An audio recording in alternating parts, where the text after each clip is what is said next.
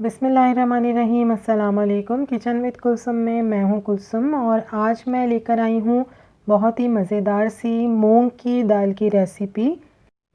ये थोड़ी different style में बनती है और बहुत मज़े की होती है। तो चलिए शुरू करते हैं।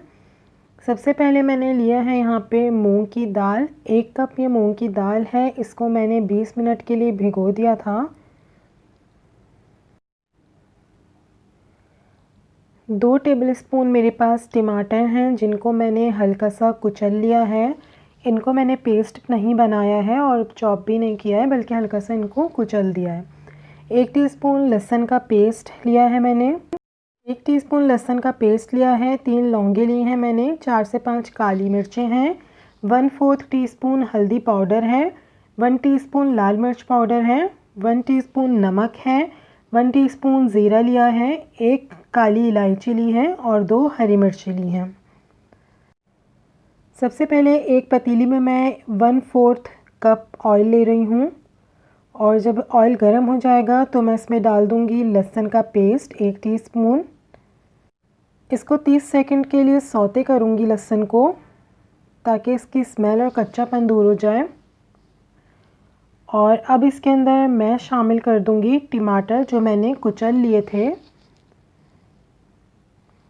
इनको थोड़ा सा सौते करना है।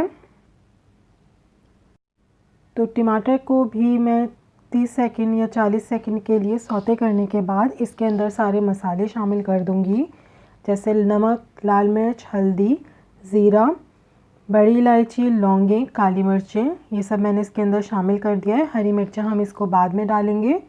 तो बस अब इसको भी भूनना है मसाले को।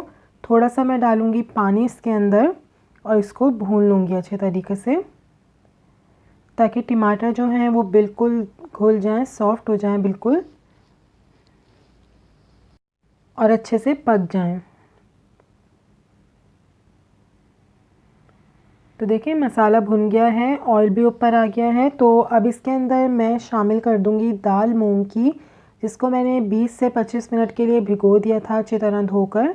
तो अब इसके अंदर दाल डाल दी मैंने।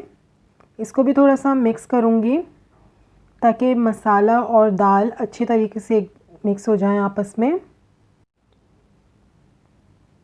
बहुत इजी रेसिपी है, बहुत जल्दी बन जाती है।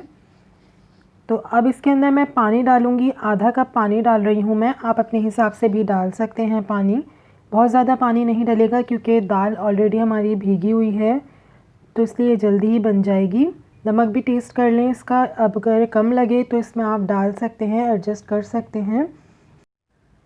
अब मैं इसको ढक के रख दूँगी ताकि दाल जो है वो गल जाए हमारी। जिस तरह हम चावल पकाते हैं, दम पे रखते हैं, उसी तरह इसको भी हम रखेंगे। तो ये मैंने पकने के लिए रख दी है। मीडियम इसकी आंच है। देखिए दाल का तकरीबन पानी खुश्क हो चुका है। अब इसको मैं दम पे रख दूँगी, लेकिन उससे पहले मैं इसके अंदर शामिल करूँगी थोड़ा सा कसूरी मेथी। कसूरी मेथी का इसके अंदर एक बहुत अच्छा टेस्ट आता है, वो इसमें लाजमी शामिल करें। तो ये बस मैंने 1 टीस्पून के करीब कसूरी मेथी इसमें डाली है और 2 हरी मिर्चें मैंने इसमें डाल दी। अब मैं इसको ढक के बिल्कुल हल्की आंच पे 10 मिनट के लिए दम पे छोड़ दूँगी और बस फिर हमारी दाल बिल्कुल तैयार हो जाएगी। देखें 10 मिनट हो चुके हैं। बिल्कुल स्लो आंच पे मैंने इसको छोड़ा था। पानी भी बिल्कुल खुश्क हो चुका है और ये खड़ी खड़ी सी देखें कितना अच्छा इसका लुक आया है। अब बस खुशबू भी बहुत अच्छी आ रही है और अब मैं इसको बस डिश में निकाल लूँगी। हमारी दाल बिल्कुल तैयार है सर्व होने के लिए।